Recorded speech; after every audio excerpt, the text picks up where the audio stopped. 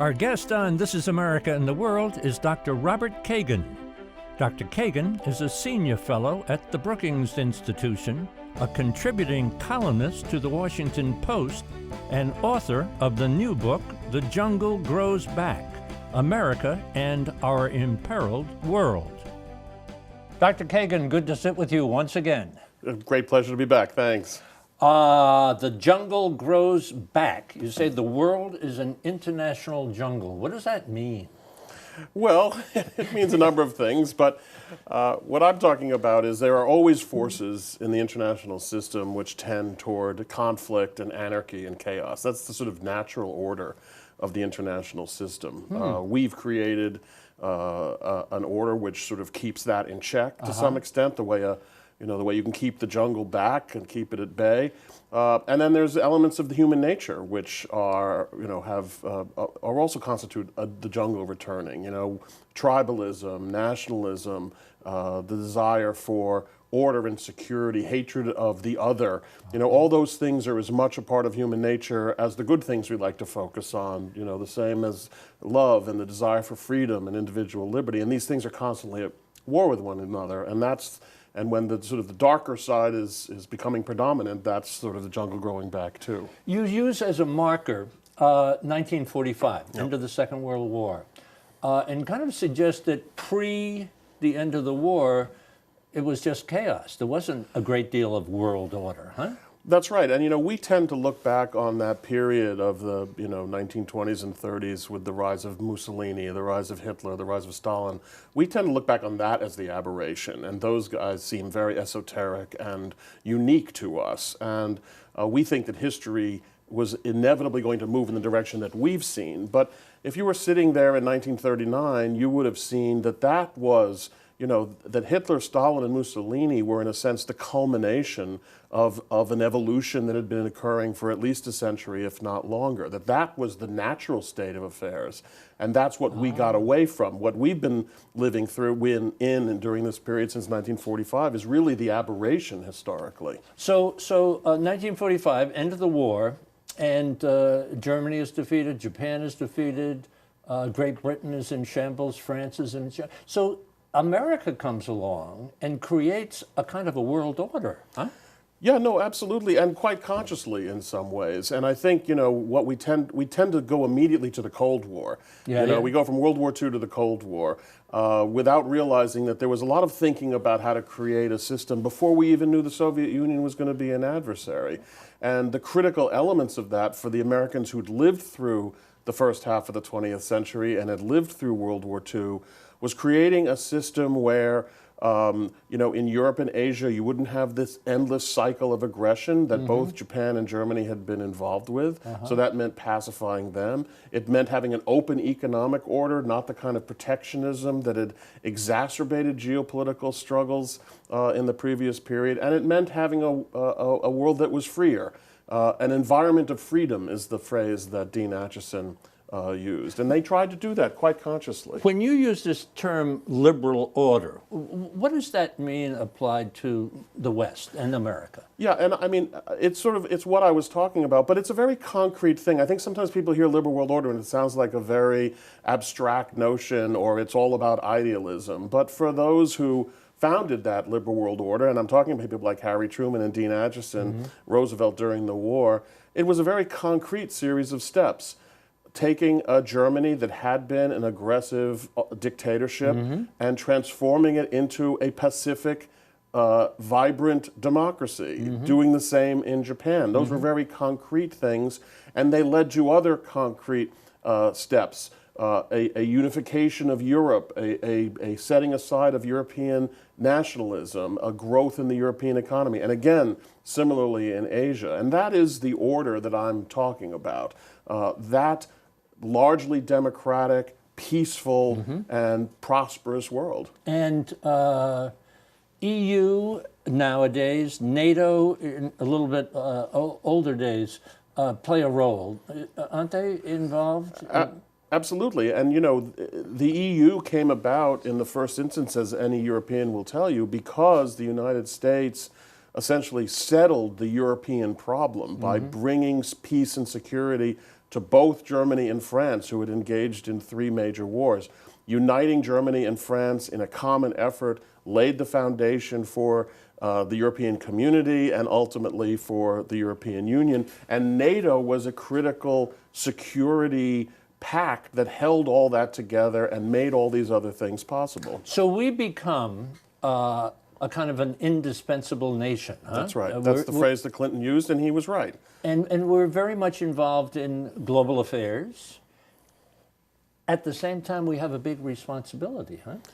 Right, and I mean, you know, that is the thing. It was accepting responsibility. If you go back and read the people who were making policy in those days, again, Harry Truman or Dean Acheson, they believed very strongly that the great error that Americans had made in the 1920s and 30s was refusing to take responsibility for maintaining a general peace and a general kind of order that benefited them, but which also benefited others. So we're talking about democracy, we're talking about capitalism, we're talking about a way of life for us here in America.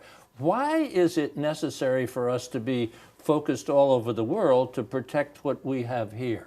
You know, the reason is we're the only ones who can do it. And I think that's what we discovered. It isn't because we are especially virtuous, although I think we are somewhat virtuous. It isn't because we're always intelligent, because goodness knows we're not. It isn't because we don't make mistakes. We are the only power in the world that can do what we've done. And if you just look at the world before we started playing this role, it was a cycle of endless conflict. And so the United States has the capacity to do it. And because it has the capacity to do it, it has to do it in its own interest. That's the thing that I think Americans lose sight of. We're not doing this as a favor to anybody. What we discovered in the 20th century was that if there was no order, wars erupted and we were inevitably dragged into them. We couldn't stay out even if we wanted to, and goodness knows we tried to stay out of both of them, yes, World War I and World War II, and we found that we couldn't. So therefore, what the founders of the order understood was that we didn't have an option of staying out, so therefore we had to create a system that would prevent those wars in the first place. Wow. Take a little break. We're talking with Dr. Robert Kagan. Dr. Kagan, of course, a senior fellow at the Brookings Institution, contributes to the Washington Post, and this new book is just it's a must-read because it's a history lesson. The Jungle Grows Back, America and Our Imperiled World. We'll talk about that on the other side. This is America and the World. This is America and the World is brought to you by Whittle School and Studios, the U.S.-China Education Trust and F.Y. Chang Foundation, guided by Julia Chang Block, President. The League of Arab States. The Republic of Haiti. The Rotendaro Family Trust. Japan, History, Hospitality, and Advanced Technology, sharing tomorrow. The Forerunner Foundation, dedicated to forward-thinking public policy. And the Embassy Series, uniting people through musical diplomacy, presenting international artists in diplomatic settings. I've always thought, because of where we are, our geography, we're so far away from everybody else. We got friendly neighbors, north and south. We got oceans that go. So we have wealth and we have power. And I think we also have attitude, wouldn't you say? Sure, although we have different attitudes. I mean, the amazing thing about what you just described, this geographical advantage that we have, it leads us in two different directions. One is to think that, well, everything is so far away, it doesn't matter what happens out there. And the other is we're so secure that we can afford to be out there, if you know what I mean. You know, we aren't really directly threatened, which can either mean that we think we can ignore everything, or we can actually get involved. And so if you look at American history, certainly since the time we became a real power in the world, what you see is constant vacillation between those two approaches. By us? By us. Yeah. We get involved. We tried to stay out of World War I, then we get involved, then we decide we wish that we hadn't, then we get involved in World War II, and our first instinct is now we can all come home, but then we decide that we can't. Then even during the Cold War period, you have the Korean War and the disillusionment and retrenchment under Eisenhower. Then you have Jack Kennedy and Vietnam, and then you have the disillusion under Carter. Then you have Ronald Reagan. So America is constantly vacillating between these two poles of these two attitudes, as you say. During this time, the 70 years, I guess we're talking about, end of World War II, what's the good news? What happened in the world that was good? And I'm glad you asked me that, because a lot of people focus on all the bad things that have happened. But first of all, in terms of global prosperity, throughout almost the entirety of human history, there's been no such thing as GDP growth at all. Most people lived in abject poverty. Since the end of World War II, annual GDP growth globally has been over 4%, which is just absolutely unprecedented, with the consequence that 4 billion people have moved out of poverty into the middle class, into having a decent existence, which is completely unprecedented. And it has been global. It wasn't just confined to Europe and the United States, as previous periods of growth had been, but obviously included countries like China, countries like India, Latin America, and elsewhere. So that's certainly one thing. And the other, of course, is the incredible explosion of democracy. Democracy was the rarest form of government known to man, known to humankind before the 20th century. It was almost like an accident. And since World War II, we've seen democracy grow in over 100 countries. It's absolutely unprecedented. You say something in the book which fascinates me, so we'll go a little sideways from history to philosophy. It is not true, I gather, that democracy is kind of an evolution of countries that come out of poverty and come along. Not so. And also, married to that, freedom is not the thing that everybody wants. Can you marry those two things? Yeah, and I mean, we had convinced ourselves, because we believe in the idea of progress, not just scientific progress, but human progress. But I think, unfortunately, human progress is probably a kind of myth that we like to tell ourselves. And part of our myth is what used to be known as modernization theory, that peoples move through certain stages of development, and when they reached a certain level of economic well-being, they naturally became democracies. This was an argument that many made, and then supplemented by your second point, which was the point that Frank Fukuyama was making in his famous End of History essay 30 years ago, that human beings have a natural desire for freedom and liberty, which ultimately triumphs. But I think what we've seen now, and what I think we should have known, is that none of those things are true. Authoritarianism may be a very stable form of government. It may even be more stable than democracy. And we are seeing now countries that are like China, who are doing very well economically, but showing no sign of moving toward democracy. In fact, they've moved in the opposite direction since Xi Jinping has amassed all power to himself. And so we've got to stop deluding ourselves that this is a natural phenomenon. It is a struggle. I think that's my key point. Democracy is a constant struggle that never ends, because you are dealing with aspects of human nature that are at war with each other. We're talking about the Cold War, which was something that I was learning about. So we're talking about 1947 through 91. 46, yeah, 46? Sure, right. 46 through 89, I think. Okay. Oh, you say 89, I was saying 91. Sure, so collapse of the Soviet Union? Yeah. I won't quibble. Let's not even quibble about 46 or 47, okay? It's the historian in me, I apologize. So here's the deal. Soviet Union at that time, and now the United States are banging heads. But they're having these kind of proxy wars all over the place. So so it is a Cold War, huh? Sure, and I think that what we didn't quite realize was happening during that whole period, and this is the point that I try to emphasize in the book, because we were so fixated on that Cold War struggle. What was happening was that this liberal world order was becoming more and more successful. that democracies were really taking root in Europe and Asia, that prosperity was really growing throughout this world, and that ultimately it was more than the Soviet Union could deal with. And, you know, we won a peaceful victory in the Cold War. That's what we even talk about in the Cold War. That is also the rarest thing in history. Normally, when you have two great powers, as you say, duking it out, they don't just fight proxy wars, they ultimately fight the main war. And that didn't happen. And I think, you know, one of the major reasons was the Soviet Union found itself so isolated in this successful liberal world order that it really didn't even have any good options, and they tried to reform and they collapsed. I was both surprised but also fascinated when you write about Vietnam and Iraq. And both failures, I believe, that is sorry to say, but they were both done with good intentions, I gather, to protect the world order. And you say that where brutality shows itself and lawlessness shows itself, then we step in. And we thought that was going to happen in Vietnam. We thought, President Bush thought it was going to happen in Iraq. Yes, those are key things, though. The motivation for going in was probably better than we accept.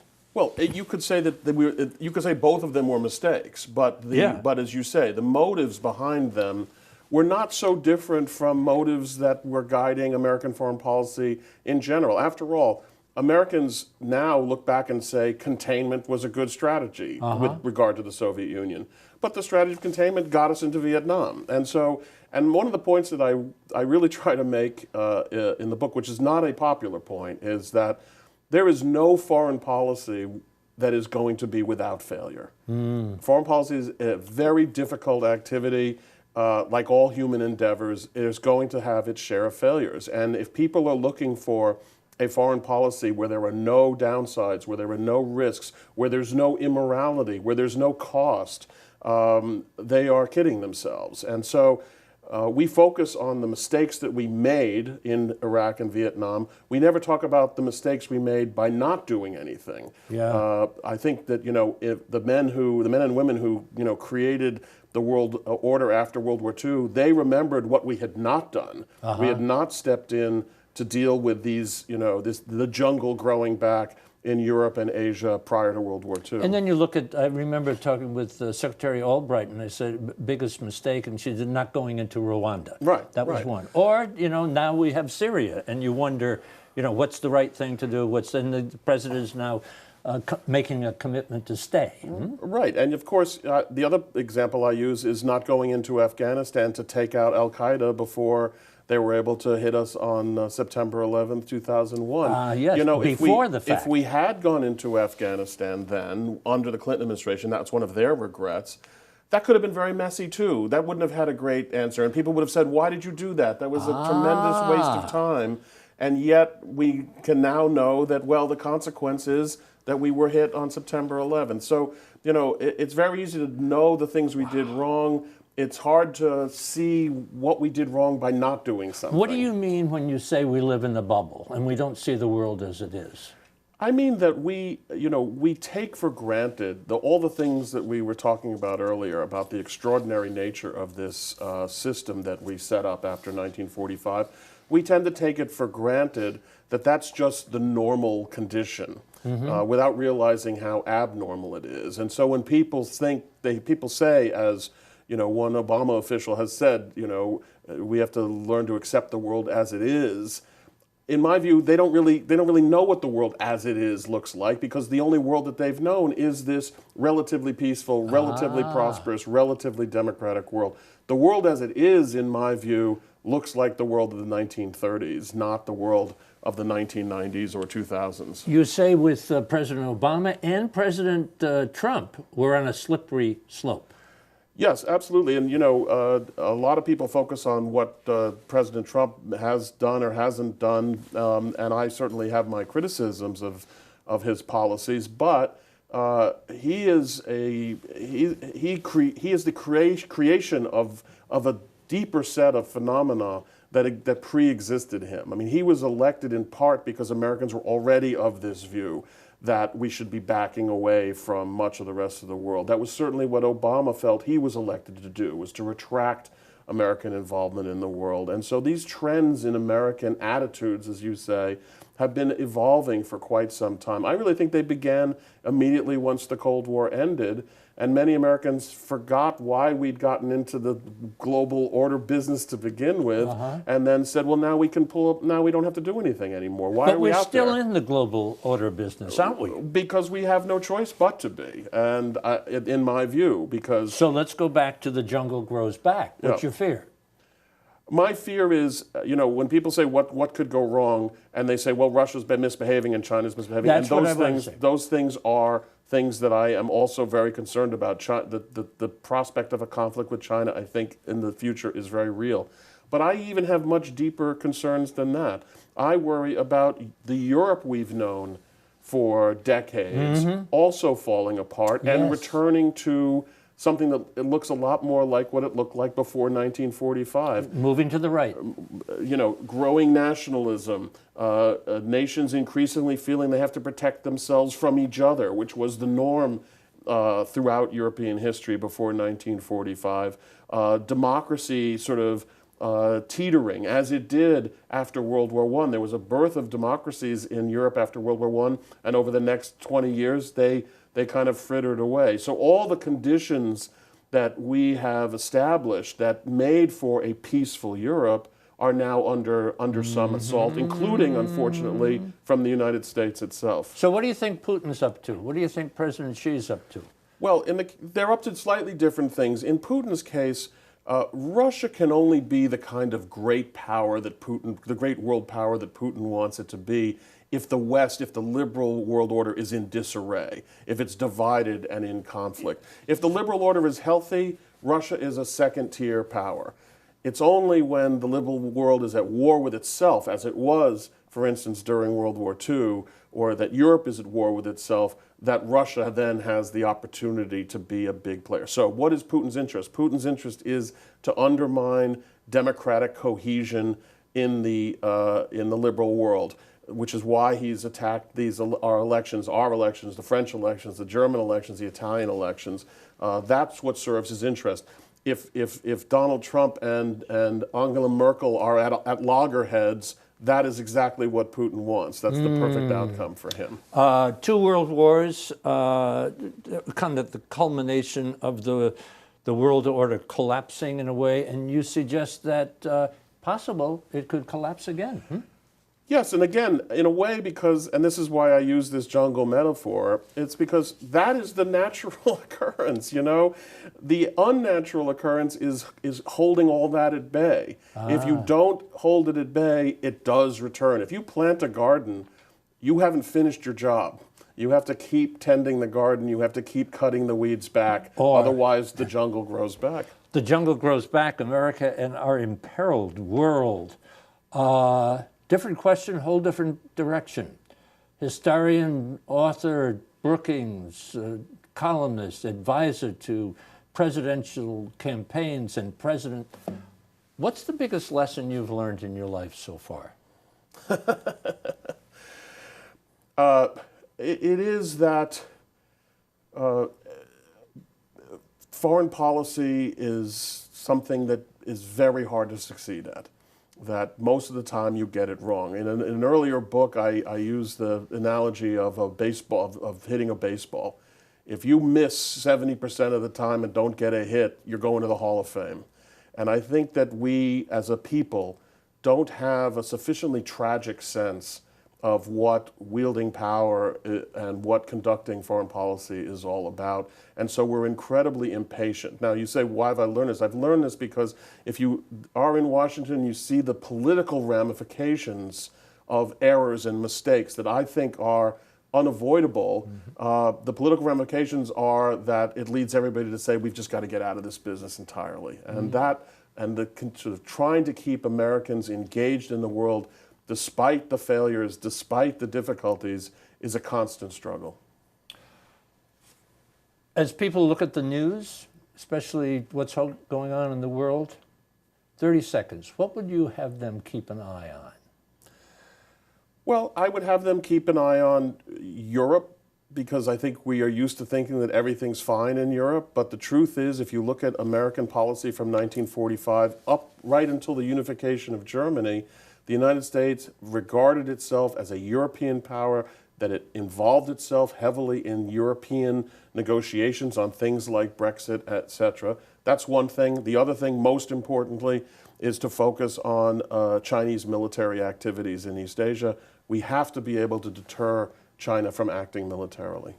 The jungle grows back. Dr. Kagan. Thank you so much. Thank you so much. For information about This is America and the World, and to watch all of our programs, visit our website, thisisamerica.net, and look for us on Facebook and Twitter. You can listen to all of our ambassador interviews on our podcast, The Ambassador Series. It's available on our website and iTunes. This is America and the World is brought to you by Whittle School and Studios, the U.S.-China Education Trust and F.Y. Chang Foundation, guided by Julia Chang Block, President, the League of Arab States, the Republic of Haiti, the Rotendaro Family Trust, Japan, History, Hospitality, and Advanced Technology, Sharing Tomorrow, the Forerunner Foundation, dedicated to forward-thinking public policy, and the Embassy Series, uniting people through musical diplomacy, presenting international artists in diplomatic settings.